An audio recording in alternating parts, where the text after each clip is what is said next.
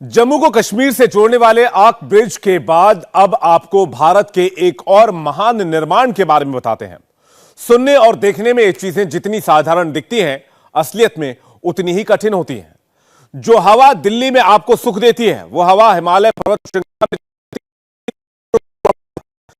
Train रोकनी पड़ती है।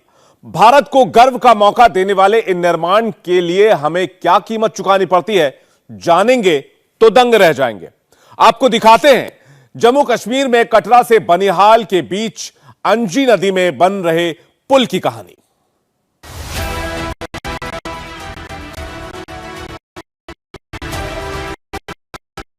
भारतीय रेलवे के सबसे पहले केबल आधारित पुल अंजी पुल पर हम इस वक्त मौजूद हैं और सबसे पहला इसलिए कह रहे हैं क्योंकि ऐसा केबल पुल आज तक भारतीय रेलवे ने नहीं बनाया है। हालांकि इससे पहले आपने मुंबई का वर्ली सीलिंग देखा होगा, इसके अलावा दिल्ली का सिग्नेचर ब्रिज देखा होगा। उसी की तर्ज पर अब भारतीय रेलवे ने एक केबल आधारित पुल बनाया है। सबसे पहले इस पुल की बात करें तो ये पुल कश्मीर को कन्याकुमारी से जोड़ने में काफी अहम भूमिका अदा करेगा, क्योंकि ऐसे रीजन जहां पर भारतीय रेल अब तक नहीं पहुंच पाई थी, जहां पर अब तक पटरियां नहीं बिछ पाई थी,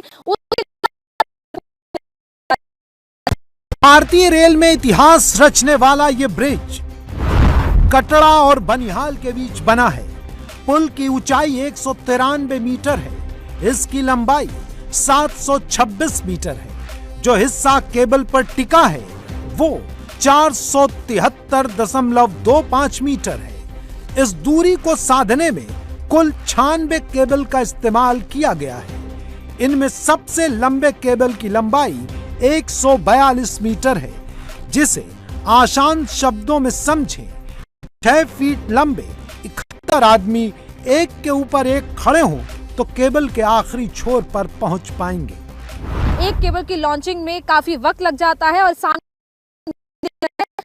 जरिए ही इन केबल्स की लॉन्चिंग की जाती है कि किस तरीके से इसका स्ट्रक्चर होता है कि पहले नीचे के स्ट्रक्चर का निर्माण किया जाता है, उसके बाद उसको कनेक्शन उसका दिया जाता है, फिर उसके बाद उसकी वेल्डिंग होती है। बड़ी केबल्स के सहारे इसको लटकाया जाता है और काफी ऊंचाई तक आप देख रहे हैं कि लगभग जो ऊंचाई है वो 142 मीटर है, जहां पर हम इस वक्त खड़े हैं। यानी कि बेस से जो टॉप की ऊंचाई है, उस पवेलियन की ऊंचाई है, ये कुल 142 मीटर है। और इसीलिए इस काम को होने में ज्यादा वक्त लगता है, क्योंकि इस काम में कई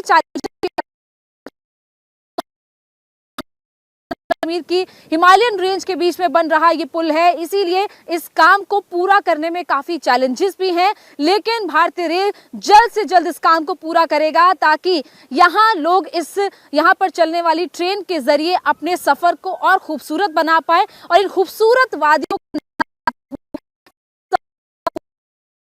दरअसल पूरा पहाड़ों से घिरा हुआ ये पूरा पुल है। आप आसपास देखें तो पूरी हिमालयन रेंज है और हिमालयन रेंज के बीच में काम करना काफी मुश्किल होता है, लेकिन भारतीय रेल वहां भी पहुंच रहा है जहां शायद लोगों की सोच भी ना पहुंच पाए। आप सोच रहे होंगे कि यहाँ पर आम तौर से बनने वाले पुल का डिजाइन क्यों नहीं, या फिर आर्च वाला ब्रिज ही बना देते। इतने तार और लोहे का इस्तेमाल करने की क्या जरूरत थी। तो आपको बता दें कि जिस गहराई को पाटने के लिए इस पुल का निर्माण किया गया है, वहां कोई और डिजाइन संभव नहीं थी। इसलिए जमीन की मजबूती और पहाड़ की जरूरत के मुताबिक ये साल में ये रेलवे ब्रिज पूरा बनकर तैयार भी हो जाएगा। दरअसल जब आप इस तरीके के ब्रिज देखते हैं तो आपके दिमाग में मुंबई का वर्ली सीलिंग आता है, इसके अलावा आपके पास आपके दिमाग में दिल्ली का सिग्नेचर ब्रिज आता है, लेकिन ये भी उसी बनाई गई हैं। इनमें दरअसल जिस तरीके की जो दूरी है वो सिमेट्रिकल नहीं है, यानी कि एक एसिमेट्रिकल ये ब्रिज बनाया गया है, जिसमें आप राइट साइड की अगर केबल्स देखें तो उनमें दूरी ज्यादा है, जबकि आप लेफ्ट साइड की केबल यानी कि श्रीनगर की तरफ की केबल्स देखें तो उनमें दूरी कम है। और इसीलिए बनाया गया है ताकि दोनों तरफ से जो बैलेंस है उसको बनाया जा सके। इसके अलावा बैलेंस बनाने के लिए है। टॉप से जब आप नीचे बेस तक की लंबाई देखें तो 193 मीटर इसकी कुल लंबाई है। वहीं जहां पर पटरियां बिछाई जाएंगी उस ट्रैक से लेकर जो टॉप तक की ऊंचाई है वो 142 मीटर है।